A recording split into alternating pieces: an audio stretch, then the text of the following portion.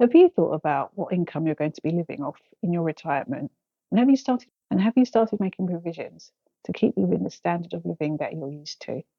Well, in this video, I'm going to talk to you about why I invest in the stock market and the dividend payments that I received in the month of July. Hey there, I'm Simon, and I'm just an ordinary investor who's been investing in property since 2005 and in the stock market since 2014. The aim of my channel is to share with you my investment journey and hopefully to encourage you to invest as well, and to show you that the stock market really isn't as scary as you might think. Okay, some years ago in my 30s, it dawned on me that I had no pension and that I had nothing to fall back on in my retirement years. At that time, workplace pensions were not compulsory. I didn't understand how pensions worked, and I was working for my mum, who ran her own small solicitor's practice. So I decided to put my pension matters into my own hands and create my own pension by investing in property. I knew that many wealthy people in the world invest in property, and that's how they make their wealth. I also knew that the state pension will not afford me the lifestyle that I want to lead in my retirement in the future. Even though I don't lead a lavish lifestyle, and I know I won't have any mortgage or rent payments to pay at that time, I don't believe that the state pension will be enough to pay for my annual or two holidays abroad in an all-inclusive resort like I'm used to, trips to the theatre, and eating out regularly, as well as my other hobbies, which was a daunting prospect for me. And these days, who knows what a state pension will look like when you reach retirement, if you ever reach retirement. They just keep changing the goalposts. When I was born, the retirement age for women was just 60, and now it's 67. Go figure. After being a landlord for a number of years and having read the infamous book by Robert Kiyosaki, Rich Dad Poor Dad, I realized that I had to make provision for myself and have other sources of income, because I cannot rely purely on the state pension. That's where my interest in the stock market started. If you're new to investing, I highly recommend the book. There's a link below to Amazon where you can purchase the book. So I've been investing in stocks since 2014, starting with growth stocks. Nvidia was one of the first stocks that I bought, which has done very nicely for me by turning a £200 investment into £30,000 over a few years. But now I invest predominantly in dividend stocks, which pay me a monthly income. And by the way, because I invest in the stocks and shares account through Trading 212, there will be no tax to pay on any income that I receive, no matter how big it becomes. There's a link to Trading 212 in the comments below in case you want to check it out for yourself. They also have a cash ISA, which at the moment they're paying 5.2% interest on any money invested. They also pay 5.2% interest on any uninvested money in your stocks and shares ISA.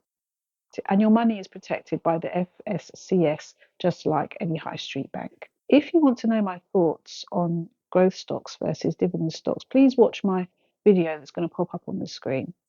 If you're still watching, thank you. I appreciate it. And if you wouldn't mind, please click on the thumbs up, which helps my video to be shown to other people. So that's the reason I invest in the stock market.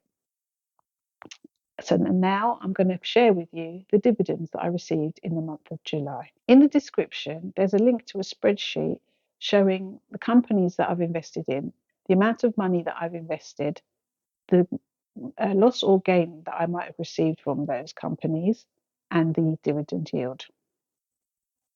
Now to the dividends. Last year in July, I received dividend payments of £10 and 4p. This year, in the month of July, from Realty Income Real Estate Investment Trust, I received £1.91.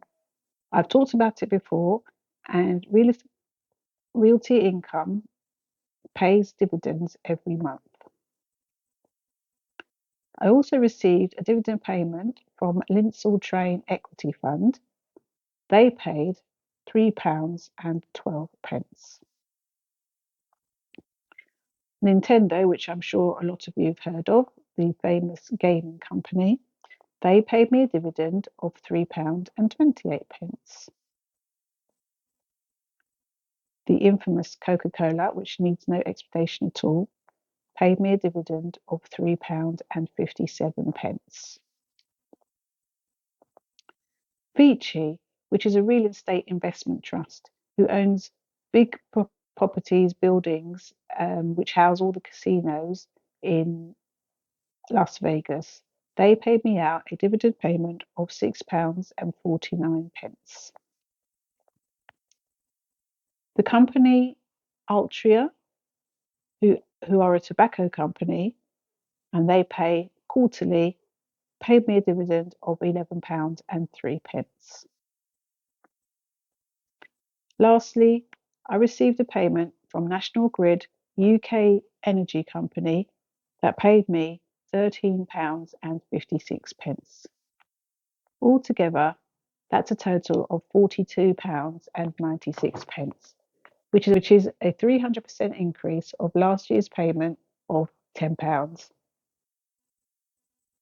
If you haven't seen last week's video, in the month of June, I received £53.79. Currently, I'm averaging £32 a month, but I'm investing around £300 a month, plus reinvesting the dividends I receive. So over time, that will compound and my payments will get bigger and bigger. In last week's video, I made a mistake and told you the companies that I invested in the month of July. So I'll keep investing, as I said, £300 roughly each month, and I'll let you know every month how my investments grow. I hope you found this video interesting and look forward to seeing you next time. Don't forget to like and subscribe. Thank you.